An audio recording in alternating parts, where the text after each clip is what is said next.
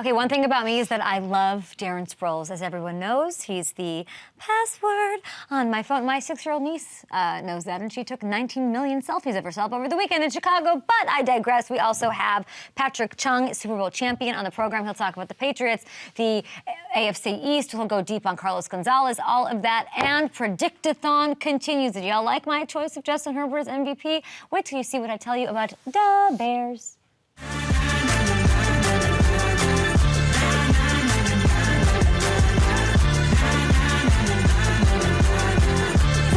Woohoo! Very excited about that. We've got games. We are 7 days away from kickoff. I just found out I'm going to the Bills-Jets game September 11th, Monday Night Football, MetLife. What? I cannot wait for the season to get here. But right now, it is time, as everybody's talking and overreacting to certain things, blah, blah, blah. We like to talk underreactions. What aren't we giving enough love to? Let's dig right in. I think we are all. I mean me. I mean you. I mean everything in between me and you. We're all underreacting to what the New Orleans Saints have going on headed into this year. They have had a few injury-filled pile-ups, some bad breaks, of course. Are things finally coming up, Saints? Let's dig in. They're considered the favorites in the NFC South, which is great and fair, and I love to see it. But it's how they're being sized up in the NFC overall over at FanDuel Sportsbook that seems a little itchy to me. I want to talk to whoever's in charge here, okay? I'm going to care in this thing. Who's in charge of these rankings? Who's in charge of these odds? I'm not saying they're going to win the entire, NFC, but listen, there's so many unknowns in that conference, so giving the Saints the 7th longest odds, it's kind of like disrespectful. It's also sort of dangerous thinking, right? And just ill. I don't like it, okay? This team has a bona fide starter in Derek Carr, a quarterback on board. Dennis Allen, he's been around the team a long time. He's going into his second year in charge of the whole thing. They've got a healthy Michael Thomas who's getting glowing reports over the past couple of weeks, of course. Tons of other pieces. But got veterans, you got young cats on both sides of the ball. I think these Saints might be primed to go, people. Also, these players, they know before everybody else knows when they've got a little something going on. I know all the teams are optimistic, blah, blah, blah, blah, blah, but there's been vibes oozing out of these Saints. Just listen to leader Demario Davis when he was asked if Dennis Allen seems more comfortable this year. I haven't sensed any uncomfort with him for him to grow from. I think it's a little more swagger on him this year just because it's a little more swagger on all of us for reasons that are undisclosed. I just loved seeing that. He's giving love to DA. He's giving love. He's a little mysterious. And he's not the only one feeling it. Listen to the crowd from Sunday's preseason. I repeat, preseason game when Mark Ingram, Alvin Kamara, and Juice McAllister led the Who Dat chant before kickoff. 1, 2, 3.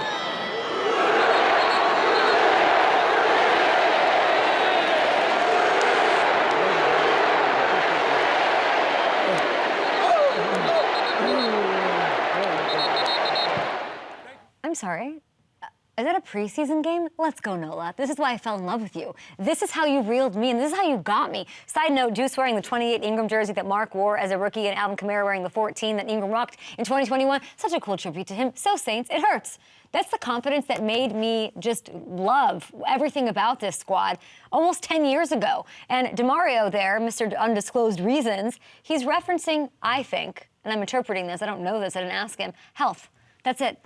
This team has suffered the most games lost due to injury of any squad in the NFL over the last 2 seasons. It is such a migraine, okay? Make no mistake, this is one of the most talented rosters in the entire NFL. And if Derek Carr can steady the ship, that's all I'm asking, Derek, just steady the ship. And if they can avoid the injury pileups that they've had, this team will be in the conversation with the other squads at the top of the NFC. Mark my words. Okay, now let's talk about a team. We're doing our underreactions this morning. A team that I think we can all agree will not be in the top of the conversation. That's the Arizona Cardinals, okay? The team, they're parting ways with Colt McCoy. That's the latest. Head coach Jonathan Gannon announced he's not naming a starting quarterback ahead of Week 1's meeting with the Commanders. Sam, how excited about this game. So it's going to be for the Cardinals sort of a toss-up, a decision between journeyman Josh Dobbs and 5th-round pick Clayton Tune. T-U-N-E, Tune, out of Houston for the QB1 role as Kyler Murray is still on the PUP list. This is messy But I do think we're underreacting to the strategy the Cardinals are running, the program they're playing. I know Gannon is going to fight hard to win every game, okay? They're not going to tell us anything different. It'll be whatever. But it is pretty clear that GM Monty Ossenfort, the new guy in charge, he knew this year is going to be something of a wash, okay? You got Kyler's injury you're dealing with. You have the overall state of the roster. And he knew this the moment he took the job. So instead of sort of living in a world of delusion, as I do often in my personal life, this Cardinals regime is using the year as a building block for 2024. Take a look, okay? Not only are they, this is like the craziest thing I've seen on FanDuel Sportsbook in a minute. Not only are they the biggest long shot to make the playoffs, their odds are almost double the next closest team. Almost double. We haven't seen anything this blatant, guys, in recent memory. We don't use the T word around here. We don't believe in it. It's not a thing. But I do think focusing on a long-term plan is the right move. It's brilliant, and it's going to put this rebuild on a fast track. They've got 12 picks, you guys, for next year. 12, more than any other team, and that includes the Texans' first rounder. And I do think there's this growing feeling, oh, we love Caleb Williams, it's going to make sense, Heisman winning quarterback, let him go here, let's get rid of Kyler. I don't think that necessarily has to be the case. They've got options. They can take the year to evaluate Kyler, on or off the field, he's rehabbing, let's see what he looks like, what he's like as a leader, all of that. And then they leave themselves with two paths that are both pretty damn good, guys. Option one, you like what you see in Kyler, you keep him, and you get an absolute haul for those picks in what should be a great quarterback draft. Or option two, you decide you want to move on from Kyler. You draft Caleb Williams, and you use the $80 million in cap space and 11 other picks, by the way, to rebuild the roster. Either way, the path exists to turn this thing around very quickly. So Cardinals fans, it's going to be a toughie. It's going to be, you might want to cheer for my Saints. You might want to find another team for just a second. And everyone's going to make their jokes, and they're going to be the low-hanging fruit in the punching bag and the piñata of the NFL. Keep the receipts, because I have a feeling none of them are going to be laughing a couple of years from now. Okay, last underreaction. I want to get to it. We're doing it. We're like, should we do it? Should we do it? Should we not do it? We're going to do it. We are waiting to see, by the way, Clayton Tune, T-U-N-E. Will he get the starting nod in Arizona? But we already have 3 confirmed Week 1 rookie starters. Bryce Young in Carolina, C.J. Stroud in Houston, and Anthony Richardson getting the go in Indy. I feel like it seems like it's all the rage to play rookie quarterbacks right away these days. Like you're hearing, oh, there's 3 rookies starting. That sounds normal. But we are underreacting to the fact this is just the 3rd time in the last 2 decades that 3 or more rookie quarterbacks have been slated to start out the gates. Now, 2012, we had 5, which was nutty, right? We had Andrew Luck, RG3, Russell, we had Tannehill, Whedon. 2021, Trevor Lawrence, Zach Wilson, and Mac Jones. And now it's these 3. That's it for the last 20 years. And of course, there have been varying degrees of success for these quarterbacks. I want everyone to know that I maintain, and I'm not changing, I'm not evolving with the game. I do not love this trend. I know there's pressure to see rookie quarterbacks get on the field early, take advantage of them being on their rookie deals, la, la, la. Listen, there is such a thing as too early. We have plenty of examples. Do I have to talk about Sam Bradford, everybody? Need I remind you? Should we go back? Andrew Luck, even Luck, successful, but getting out there too early, taking those hits catalyzed an early retirement. And Kyle Shanahan, by the way, is he not the poster boy for this? He came out and he sort of said and admitted, man, I sort of wish I didn't put Trey Lance out there as early as I did in the situation I did as a rookie. And he explained that it did, in fact, hinder his development. And we have yet to see what that means for Trey Lance going forward. Regardless of the money ball reasoning behind it, it has to be a case-by-case basis. That's all I'm asking. To justify starting a guy in week 1, he has to, 1, show signs that he's way ahead of the curve from a mental processing standpoint, and 2, have a really legit, solid supporting cast. Otherwise, I think you're playing with fire. So Bryce, CJ, Anthony, I'm rooting for you. I hope you guys all crush it, have the most success in week 1 and beyond. But NFL, let's keep this not a trend. Let's let the kids sit back. I know I'm an old grandma, yelling at a cloud with this. Sit back and develop and make sure that they can get ready. All right, those are my 3 underreactions. What else are we underreacting to in the NFL these days leading up to this season, which is 7 days away? Hit us up at Up and Adam Show. Still to come right here. Oh my gosh, Patrick Chung is on the program, a Super Bowl champ who owns a rugby team. Are you trying to suck up to Bill Belichick? Are you trying to play again with his rugby team angle? What's going on? Patrick Chung on the show. Darren Sproles is here as well.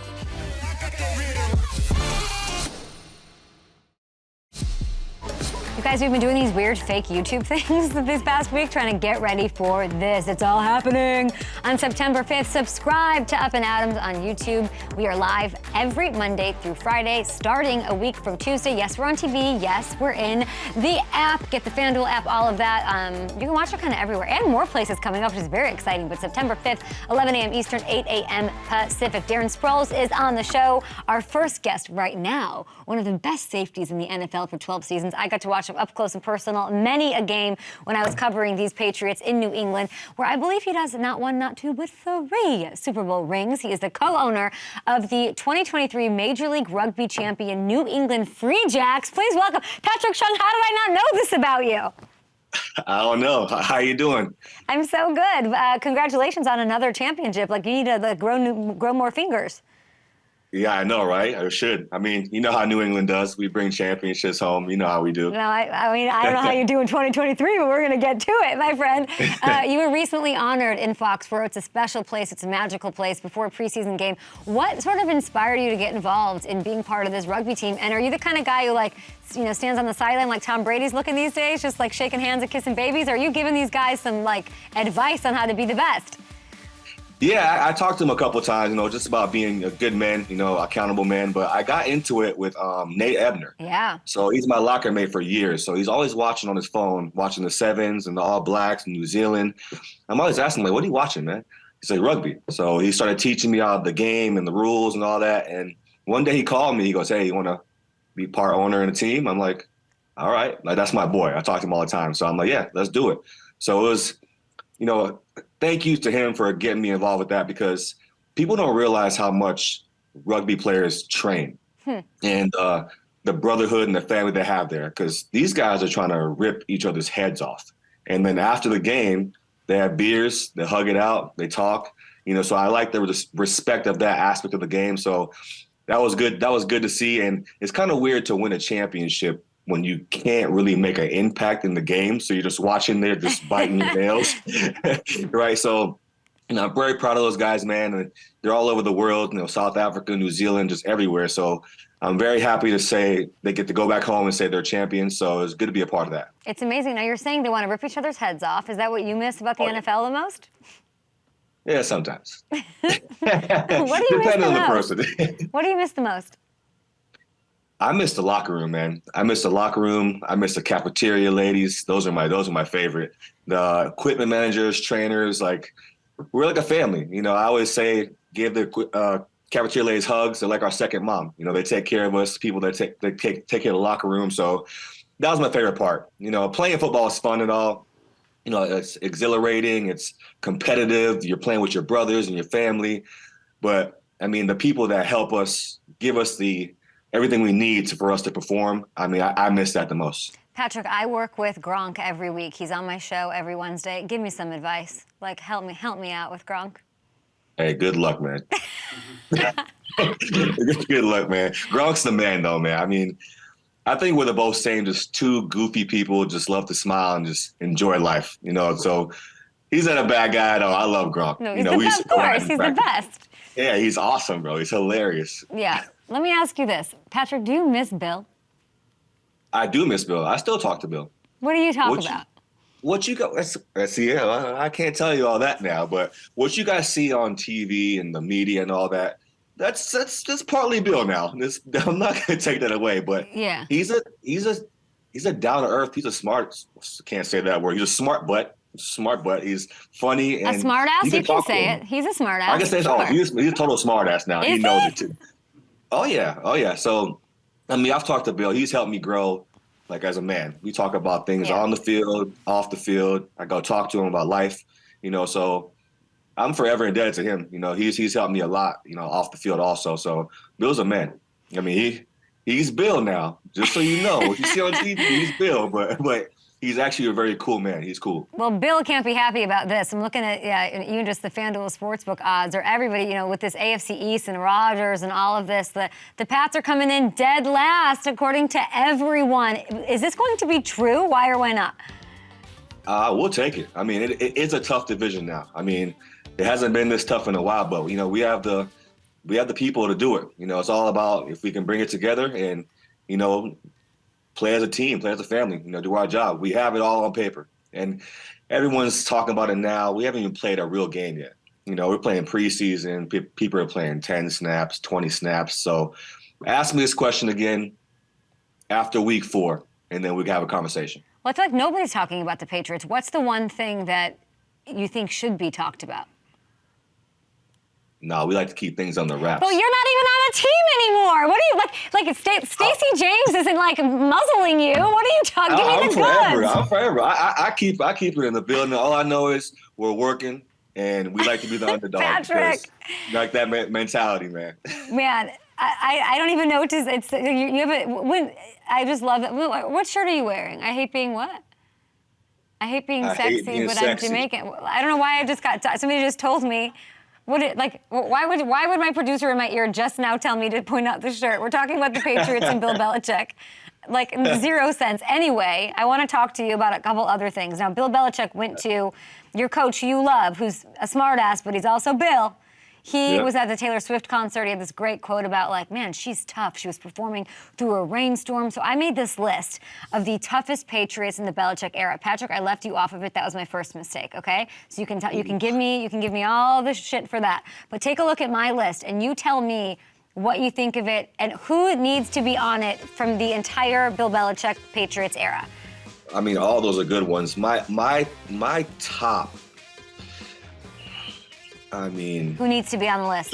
Julian's a tough kid, man. I mean, he is, bro. Like, I know he's a little dude. I mean, he's chiseled, he's a little dude, but he's a tough dude, man. He's a tough dude.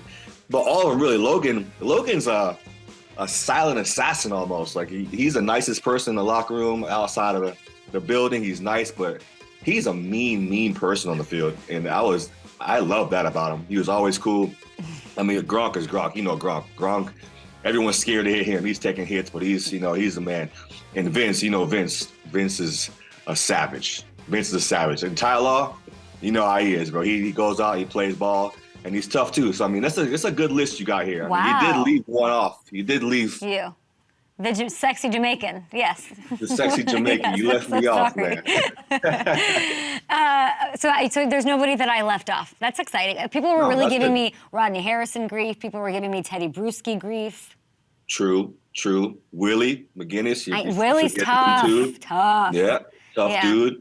Yeah, I mean, there's a lot of tough guys, man. That's how Bill instilled that in us. Be tough, man. There's no softies out here. It is crazy that you're acting like you're still you are living and dying with the team. It's amazing. It is amazing, like, what the Patriot way really does to. Gronk does the same thing. Like, I'll ask Gronk something, and he's like, no, I literally am answering like I'm still, like, Belichick's gonna hold me accountable for it. Like Stacey James is gonna take him to school. Like, it's wild and it's incredible how it sort of works. I want to talk to you. Man. Yeah, it's a scary man, right? Yes, I mean, Stacey James should be on the toughest Patriot players, or Patriot guys. Okay, I want to talk to you about Christian Gonzalez, because we got the Oregon connection. Of course, he gets drafted. He's a little banged up. They're hoping he's ready to go week 1. What do you think his biggest challenge will be, especially for a rookie starting as a DB in a Bill Belichick squad? I would say just silencing all the hype and the noise. I mean, I always said you make it easy or hard on yourself to be a professional. Guys come in to the NFL, I made it. I played 12 years, I still haven't made it. So if you have that mentality always to work and be a professional, then the transition is going to be a lot easier. But he has all the tools. I mean, he's tall, he's big, he's fluent, no wasted steps, good ball skills. So it's really just up to him to, just grow up. So he can make it hard for himself or make it easy for himself, but he has all the tools. He's silent, he works hard, and he goes home. And that's a great step there. Just being calm, just working and call it a day. Have you talked to him? Like, I know you're saying you're so close with the team. Like, will you show up and do some locker room stuff? I know Bill Belichick uses a lot of different motivational tactics. Are you going to go in there? Yeah, I've been there a couple of times, talked to him. He's a quiet kid, though. Like I said, he just works hard and he goes home. He's like a Duggar, just works hard and goes home, which is a very good thing to see for a young kid coming in. He's excited to be there, but he's there to work. So I'll be there a little more just to, be a little therapist for the kids. I love that. They need it sometimes. That's amazing. Now, another quiet kid that was an Oregon Duck, Justin Herbert, I predict him as my 2023 MVP for the regular season. I think he's healthy. He was so tough last year playing through all of that. Keenan Allen's healthy. Mike Williams, he's got Quentin Johnson, his other 6'4" wide receiver. From your perspective, just knowing him, what makes him so difficult to prepare for and defend? How special is Herbert? I think he has it all, man. I mean, he can throw the ball effortlessly. He's big. He's not a skinny quarterback. He's a big guy, and he can run. He's elusive. He kind of reminds me of Josh Allen. Josh Allen's a little more elusive and, bigger guy, but he can launch the ball and he can make plays with his legs. You can have everyone covered, and he could take off for 20, 30 yards, and that just starts the drive over. So it's a dual threat there. People don't realize, like, he's not a skinny guy, not a skinny, lanky quarterback. Like, he's an athlete that can play. Oh my gosh, Patrick Chung, are we going to see you in a broadcast booth look soon? Like what? Like your analysis is amazing. Is that where we're? Hey, you let me know. Is that what we're trying to do? Like, what's the future for Patrick Chung? You want to get me on your show? Yeah. I'll be right there with you. You let me know. It's incredible. You got to say something though. No, I'm kidding. All right. Listen, Tom Brady. Speaking of broadcasting, he might do that. He might not do that. He's like minority owner of the Raiders. I think he was at the game this weekend between the Cowboys and the Raiders to see if Jimmy Garoppolo is 100% healthy. Because I think that Tom's like, if you're not, man, I got you. I can go in. What do you make of Tom Brady and what his life is like right now? Oh, Tom's a man. I mean, the moment I met Tom, 12 years, 13, 14 years ago, he's been the same person. Like, people can get cocky real fast when they're that successful, and he's been the same person the whole time, which I really respect about him. And we've talked about life things too. He's helped me out with a couple of things, but I love Tom, man. He's a smart man, stays out of trouble, has his fun every once in a while. And he's just down to earth. I mean, he could be the most cocky person, most arrogant person he wants to, but that's just not him. He's been the same way since I've met him, day one. Yeah. Patrick, I noticed you didn't mention him when I asked you who the toughest Patriot was, though. Oh, that's me, bro. That's you. But you didn't mention Tom. Yeah, Tom. I'm a little tougher than Tom. Mentally tough, he's got it. He's there. He's got that, hands down. Well, I'll take tough. I'll take the tough guy. I got a question for you, though, Ken. Go, boy. Go ahead. Are those 4 straws in your cup right now? Yeah, I can't. Listen, we don't have the budget to get me like a normal straw, so I'm using little coffee straws. But here's the thing: they put lipstick on you, and then if you drink it, it comes off. So drinking it out of these little straws helps. Fair. Like Fair every, comment. sexy Polish girl, that's just what There it happens. Listen, There it Patrick, is. I want to have a little fun with you here because my producers went through your Twitter feed and noticed that you like to ask your followers some rather interesting questions, but you never really provide your answers or insight. So here's a couple. You have to answer your own Twitter questions. Number one, eating dinner. This is what you tweeted. Eating dinner by yourself, good or bad thing? I think sometimes it's a good thing. Just you get to relax sometimes. No one's bothering you. You're not talking to anyone. It's cheaper. It's cheaper. Okay. And you can get whatever you want to. What was the spot in Foxborough? Like the joint that you just remember? Like I could just go there and eat by myself. Oh, there's a couple, man. There's Parker's Pub in Rentham. There's Chivamato in Mansfield. Awesome. Recently, I go to Produce Barn. It's not a restaurant, but it's literally, okay, listen to this. Okay. It's a hardware store, a deli, and butcher shop, Okay. and a liquor store all in one. That I can sounds get a like- hammer, a ribeye, and a nip and leave. It's crazy. What is this Crazy. place called? Produce Barn? Produce Barn. Yeah. Produce Barn. We got to open one of those up in LA. That's unbelievable. Okay, that's like the best answer we've ever gotten on this show, literally ever. Next tweet. What's the worst zodiac sign? Patrick Chung's tweet, Patrick Chung's answer. Oh, you gonna let me answer that? Yeah. The worst Virgo. one. Virgo? I don't even know what that Virgo. means. Oh, my what it producer's means. mad. My producer's a Virgo. I could tell. Marissa. I'm sorry. Yeah, see? Okay, got I'm it. giving hugs. Why, I'm sorry. Why the Virgo? I can't tell you that. Okay. Listen, I get it. Stacey James does not want you talking about zodiac signs on Up the App and Adam show. All Okay. right, all right. This one, I imagine you're referring to your young child. 3 poops before 7:30 can't be good. Ha ha. That was me. Okay. I had some spicy food. Sometimes it happens. Sometimes it Was happens. it from Produce Barn? Because it No, sounds this like is from listen, if there's a this is place from I could buy barbecue. a hammer and a daffodil, I just think it's a little messy. No, this is from barbecue and a lot of habanero sauce. It's Okay. painful. All right, I'm so glad I asked. Okay, and number 4, the last one. It's cold as ... Finish that sentence. That was your tweet. It's cold as... You throw them. It's cold as you throw them. I don't even know what that means.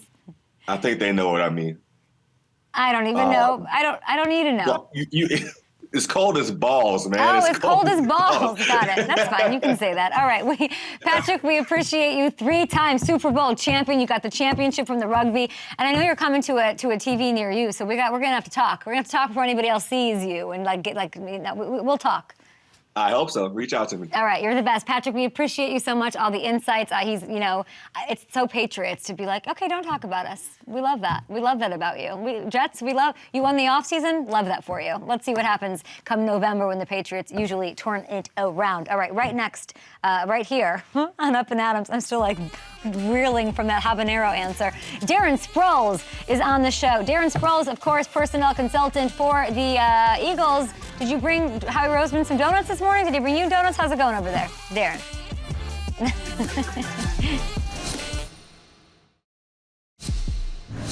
Boy, oh boy, is he special. The Tank. Yeah. Run it up, run it up, run it up. Darren Sproles, gone! On my path, getting it. You've got to be joking me! Run it up, yeah. Run it up, yeah. Hitting the gas, whipping it. Okay, one of my favorite players. Okay, my favorite player. I love so many of them and so many years of so many wonderful highlights and memories, but Darren Sproles is just the best. He was a weapon for some of my favorite teams, the Chargers, the Saints. I mean, I sat with Sean Payton. He would not stop talking about you at Broncos camp a couple of weeks ago. You did your thing for the Eagles, 3-time Pro Bowl. You're doing your thing with Howie Roseman and personnel. Darren Sproles, how are you? I'm doing great. Good. I'm so glad to see you. Now, I legit was in Denver, and Coach Payton loves you. How lucky is Russell Wilson? How lucky is Javonte Williams and the rest of this team to get him as their coach?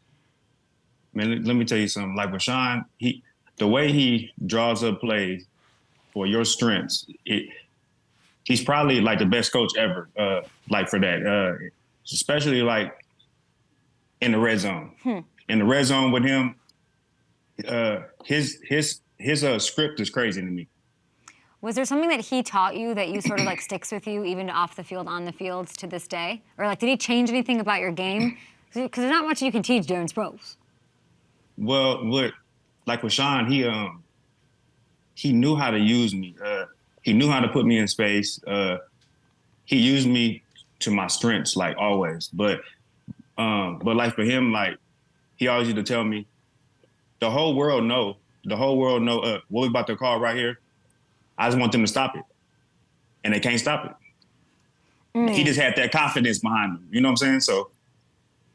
What about culture-wise? I was there, everything's different. It looks different, there's new signs. He cares about how the folders look for games. Every little detail matters. You're laughing, but I saw it happen. I was like, what do you care about this kind of stuff for? Talk to me a little bit about the culture and why Broncos fans should be so excited. Well, he's going to bring the winning mind frame there. You know what I'm saying? So with Sean, he knows how to lead a team. So he's going to put pretty much everybody in the right position to win. Well, we love that. Listen, we had Nick Foles on the show last week. We're so blessed to have you this week. You two got to hang out. You're smiling. You guys got to. What was that like? You guys were at the Fan Fest in Philly. Yeah, it was fun. It was fun. I ain't seen Nick. Man, it's been a good little time, but man, it was good to see him. It looks like he still can play. So I don't know what the deal with that is. Talk to me. Talk to me. You look like you can still play. This is you. He told me he wanted to beat you in a 3-point contest. Did he live up to that? Did he beat you, Darren? See, he went up against Dawkins in the 3-point. They had me being like a little quarterback. So me and Lou Will, we had to show off our arm a little bit. Nick Foles was on the show. He said he wants to feel passionate about a team. He doesn't know about the NFL, but you're saying he looks like he could still play. Did he say anything about that? No, not really, but I can still see he still got a love for it. He still got a love for it, but I just feel like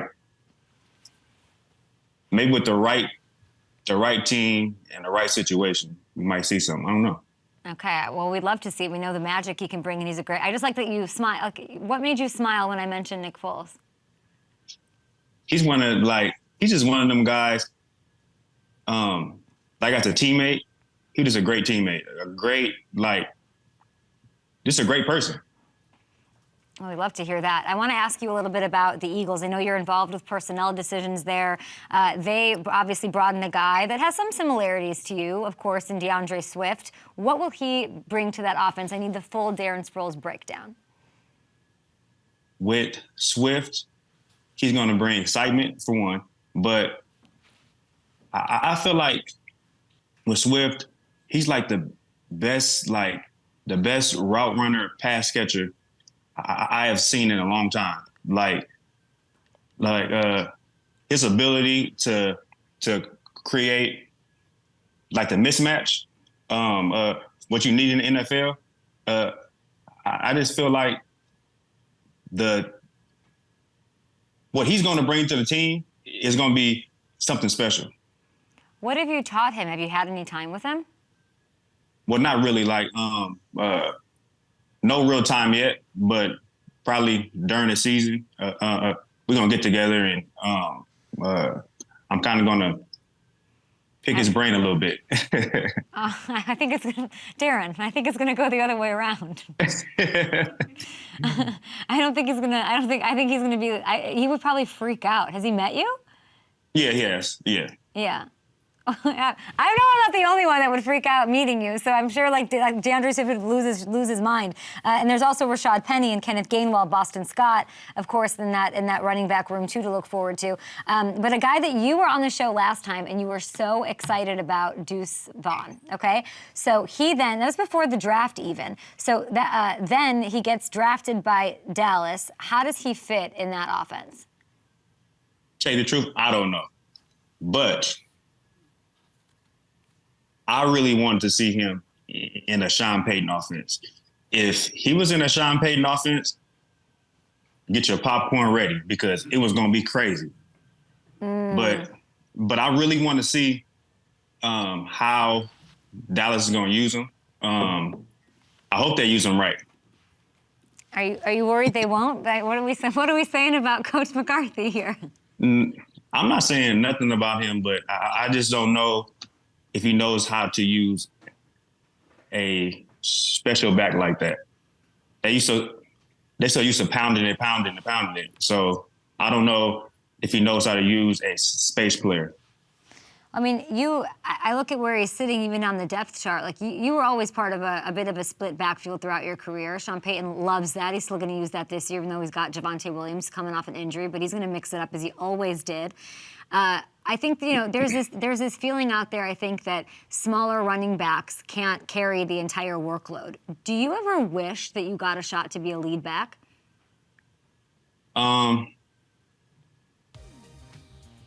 To be a lead back? Yeah. No.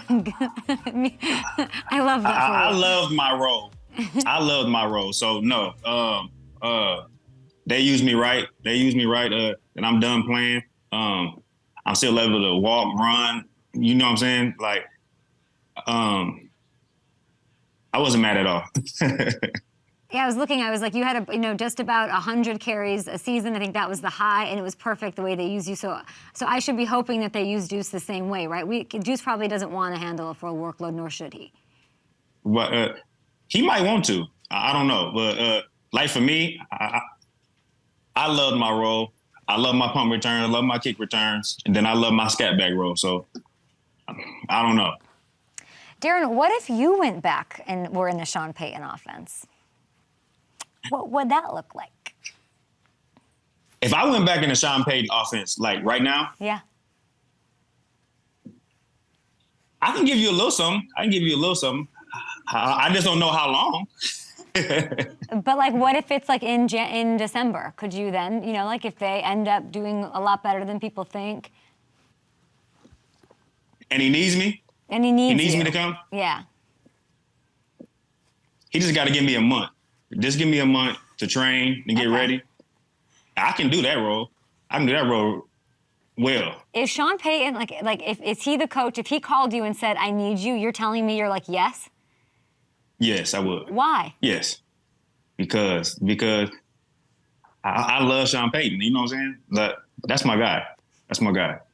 Okay, this is like my dreams. I love Sean Payton. This is my dream scenario. I think Russell's I was there. I was there for the whole day. Everything's different. Everything's changed. The vibes couldn't be higher. Like, they're gonna play action the hell out of this thing. And we could have Darren Sproles back out there. Your coach is living in the past. He's watching your tape, I bet. He's like up at night watching these Darren Sproles, like Pierre Thomas vibes. Like, we gotta bring that back. But hey, you got to get your mind right for that too, though. And what That's is the whole thing. How do you do that? So what do you do in that month to get your mind right? You really got to get your mind right. You got to get back in that mind frame. You know what I'm saying? I've been removed for the game from a little bit, so my mind frame is not in that right now. Got it. I mean, coach is going to have a tough time because he's got. I mean, I think the Chargers might win the West. You've spent some time with the Chargers. What do you think? No, we're not going to win the West. No, we're not. Why not? Tell me. I just feel like it's. They just can't get over the hump. Why not? They just can't get over the hump. Why not? I think it's time. It's time for a new coach. I'm sorry. You think that's what's holding them back? I do. Sometimes, like with him, the way he be calling plays sometimes, like he playing Madden or something like that. Oh, I have such high hopes for this. I literally think Justin Herbert's going to be the MVP this year. Now, I'm going to tell you something. Now, Justin Herbert, he a great player now. He a great player. What do you like about him? He just special, like for him to be that young and to do what he's doing, like now, like those type of quarterbacks are hard to come for. Yeah, and then he's got healthy Mike Will. I mean, the health was a big problem too, right? Their defense couldn't stop the run. That was really tough. That Jags game was so tough, that playoff game. But he's got Mike Williams, Keenan Allen's healthy. They drafted this kid. He's like 6'4", Quentin Johnston, and Austin Eckler. Like, but it's that's my guy right there. Yeah, I like Austin. You like Austin? I like I like Austin. They need to pay the man though. Let's go ahead and pay him. Listen, these running backs. He's a workhorse. Yeah. What do you think about Go ahead and pay him. What do you think about Jonathan Taylor? That whole situation. You hearing about that? Yeah. The coach needs to pay him. Yeah. He's one of the top running backs. Like, and the thing is, like in the NFL, you can't win no games if you don't run the ball. You know what I'm saying? And he can run the ball, so pay him. What would you tell him to do? What I tell him to do? Yeah. Go back to the Colts and work your ass off? Like, what's the advice for Jonathan Taylor? Because they're looking for a trade partner, but the deadline's here. Right. That's kind of hard to say.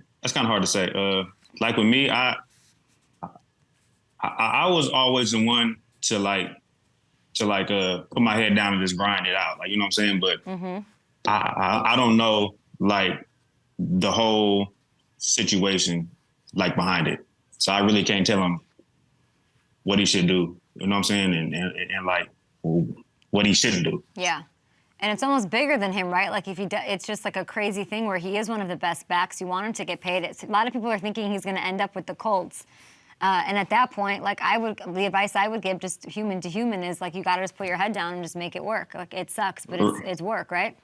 Right. But I feel like if he go back, he could have a great year. Especially with the new coach Shane. Like, he knows how to use him. So I don't know. Well, we talked really well about two coaches, and then we absolutely annihilated another one in the AFC West. I'm still like that. It really broke my heart. It broke my heart. But here's what I'm going to say to you to end this. You're saying it's the coach, but the Chargers have had this issue of not getting over the hump long before their current coaching situation. So you are right. So that's why I feel like you can't blame the coach for what's going on. But you're saying it's just for right now. But this team can never seem to get there. But I can't wait for when they do. So so you're saying it's not the coach. So what is it then? I was never in the locker room. Listen, I'm always sitting here every August saying they're the team. They're gonna do it. They're gonna do it. And then something always sort of towards the end of the season. But injuries is always a thing with them. Some weird calls. I like Coach Staley a lot. I think they're loaded if they can stay healthy. Last year, Justin Herbert was not that, and their defense could not stop the run. But they brought in Eric Kendricks from the Vikings. I think he's going to help stuff out. I think he's a veteran. You had Derwin James out there at 22 with the green dot on his helmet. He's the whole identity of the defense. That's not super, amazing. They got a lot to fix, and they're in a division with Sean Payton and Andy Reid. Right. So it's. Ooh. They got a tough one. Yeah, they got a tough one. Change the coach, he said. Darren Sproles, you are the best. By the way, I love your coach there in Philly. Oh, me too. Nick? Yeah. The best. He's the best. He's a mad... Who's your favorite? So outside of Sean Payton, the best sort of coach, the coach that you like the most? Norv Turner. Norv Turner. That was my guy, yeah. Norv Turner was the guy that he actually gave me my shot. He let me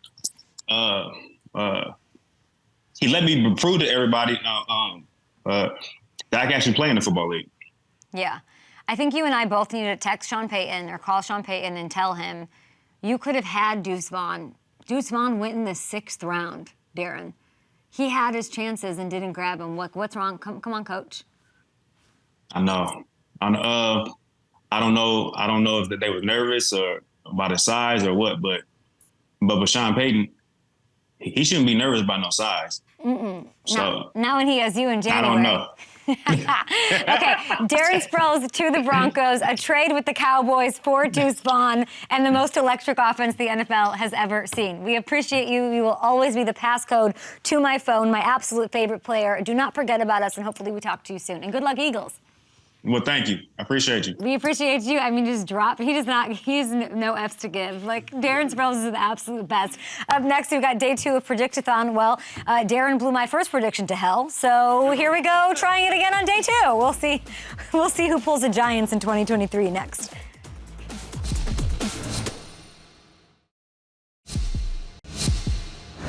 Get ready for the NFL season with incredible offers from FanDuel, America's #1 sportsbook. Right now, new customers can bet $5 and get $200. What? What kind of deal is this? What? $200 in bonus bets guaranteed? That's amazing. Plus, all customers who bet $5 will get $100 off NFL Sunday Ticket. This is the great deal. Are you kidding me? Every game. I'm so excited for the season. It's 7 days away. Get this right now. Bet 5, get $100 off Sunday Ticket, presented by a beautiful, burgeoning partnership between YouTube TV, and FanDuel. I guess, and the NFL, sure. So download the app and kick off the NFL season with an offer you do not want to miss. FanDuel, official partner of the NFL. Bye. It's Predictathon! 8 days of Kay's NFL season predictions. And here she is with her pick, Kay Adams. 7 shows left until the start of the NFL season, and I'm going to be giving away all of my favorite smart predictions leading up to kickoff. Yesterday, I decided to bolt up Predictathon as we kicked it off. I said my MVP pick is Justin Herbert. Chargers quarterback today. I'm going to go in a bit of a different direction. I was thinking to myself, which team is going to be the New York Giants of 2023. Who's going to be last year's Giants squad? What does that mean? Well, it's a team that went from last place in the division to a playoff spot the following year. Now, this team's being talked about a lot more than the Giants were at this time last year, but that doesn't matter. This is all about a squad that really is going to turn it around quickly, you know, nailing with your draft picks, the key free agent additions, young players making huge leaps from the year before. It doesn't happen very often, but it has happened 2 years in a row. Jags in 2021 and in 2022. So with the Giants, and I'm smelling a three-peat with the situation. My prediction for that team, the team that will be this year's Giants, last place to the playoffs, is the Bears. It's true, I know. Woo, cue the music. Last year was a tough one, guys. We saw some serious signs of growth out of Fields. But the record was not pretty. But it wasn't like the Bears were getting crushed out there. Riddle me this. They lost 6 games by 5 points or less. They were close calls. They were right there, baby. And with the way that Ryan Poles spent this offseason building up the roster around Fields, I think we're going to see a lot of those close calls start turning into wins. The DJ Moore trade, a lot of pressure on him, but he is that dude. The upgrades to the O-line, you got Darnell Wright, the first rounder. They overhauled the defense. I do want to see that O-line like really spend some time together, some really quality time over the next couple of weeks. But they added to the defense. They did the whole Tremaine Edmonds, TJ Edwards, friend of the show. We love TJ Edwards, a Midwest guy getting back there. We love that. Aaron Rodgers is gone, okay? The back half of the NFC playoff picture is looking wide open. There are so many reasons to believe in what's happening in Chicago right now. And if you're a believer, take a look at this, guys. You can still get plus odds for the Bears to make the playoffs over on FanDuel Sportsbook. They're at plus 172. What a random number right now. So there we have it. I have a lot more predictions to give out before the season kicks off. Subscribe, follow Up and Adams for the end of summer mega event, Predictathon. There's the voice of Predictathon right over there. Eric, what a segment. Predictathon!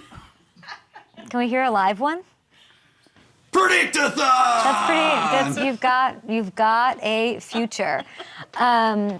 All right, guys, let's get to some fantasy here. Shall we or shall we not?